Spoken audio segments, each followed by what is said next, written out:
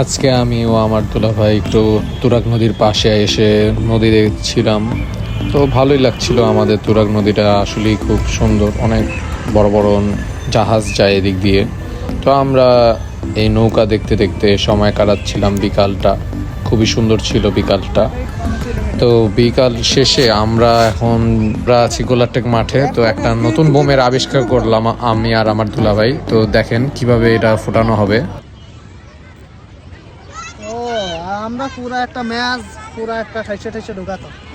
হ্যাঁ ঠাইসা ঠাইসা ঢুকালে বেশি জোরে ফুটে না।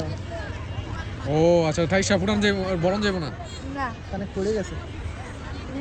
এই যে এইটু ফাঁকা রাখা লাগবে, এই যে এটা ঢুকানো নেই।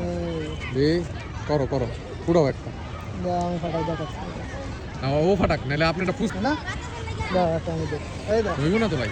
ওই যে এইটা হ্যাঁ আরো তো এটা বেশি একটা জোরে ফুটেনি।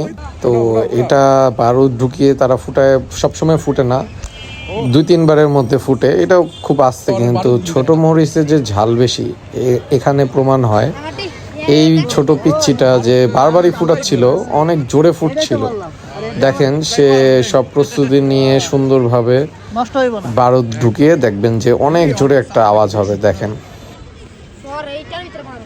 এটা বড় সাউন্ড আছে। কিটা দাও।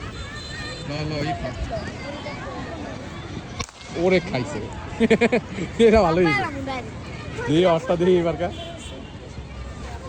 চলো আমি রেকার ইটা দেখকা কত টাকা কই রে স্যার আপনি কি করছেন কত রেকার আর মারবাড়ি পাড়া। হ্যাঁ বে লও দাও মারো।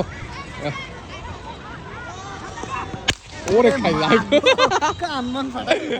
আমি কইলাম না অটটা বেশি জোরে। আমার এই আইফোনে বেশি একটা শব্দটা ক্যাপচার করতে পারিনি, বাট আসলে অনেক জোরে ফুটেছিল বোমটা। তো বোম ফুটানো শেষে তারা বাসে চড়লো। আমারও চড়ার অনেক ইচ্ছা, কিন্তু সময় নেই।